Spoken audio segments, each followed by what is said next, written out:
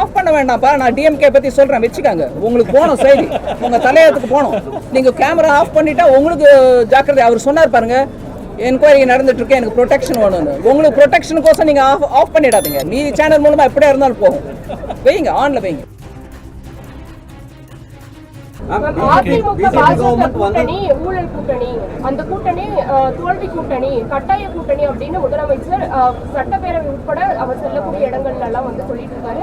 அதே போல கூட்டணி கட்சியினரும் கூட விமர்சனம் பண்ணிட்டு இருக்காங்க. அதே போல கூட்டணியை பற்றி விமர்சிக்கிறதுக்கு முன்னாடி கோர்ட் மூலமா அமைச்சராக உட்கார்ந்துருக்கிறவங்களை கோர்ட் மூலமா கேள்வி கேட்டு பதவி விலக வேண்டிய நிர்பந்தம் யாருக்கு வந்துச்சு? எந்த கூட்டணிக்கு வந்துச்சு? திமுக கூட்டணிக்கு வந்துச்சா இல்ல வேற யாருக்கா வந்துச்சா?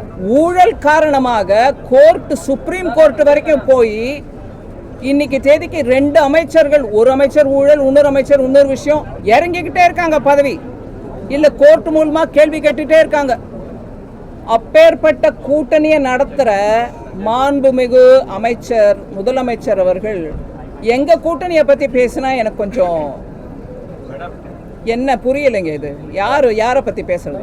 இங்கிலீஷ்ல ஹூஸ் கோட்டிங் த பைபிள்னுவாங்க. நான் அந்த வார்த்தையை உபயோகிக்கல. எஸ்ன்னு ஆரம்பிக்கும் இல்லைங்களா? நம்ம எல்லாருக்கும் புரியும். அந்த மாதிரி இருக்குது வேற விவகாரம். உங்க கூட்டணியில ஆஃப் பண்ண வேண்டாம்ப்பா, நான் டிஎம்கே பற்றி சொல்கிறேன், வச்சுக்காங்க. உங்களுக்கு போகணும் செய்தி, உங்கள் தலையத்துக்கு போகணும். நீங்கள் கேமரா ஆஃப் பண்ணிட்டா உங்களுக்கு ஜாக்கிரதை. அவர் சொன்னார் பாருங்க, என்கொயரி நடந்துட்டு இருக்கேன், எனக்கு ப்ரொடெக்ஷன் வேணும்னு. உங்களுக்கு ப்ரொடெக்ஷனுக்கோசம் நீங்கள் ஆஃப் பண்ணிடாதீங்க. மீதி சேனல் மூலமாக எப்படியா இருந்தாலும் போகும். வைங்க, ஆன்ல வைங்க. அதனால ஊழல் கூட்டணிக்காரங்க எங்க கூட்டணியை பற்றி பேசினா எனக்கு சிரிப்பு வருது.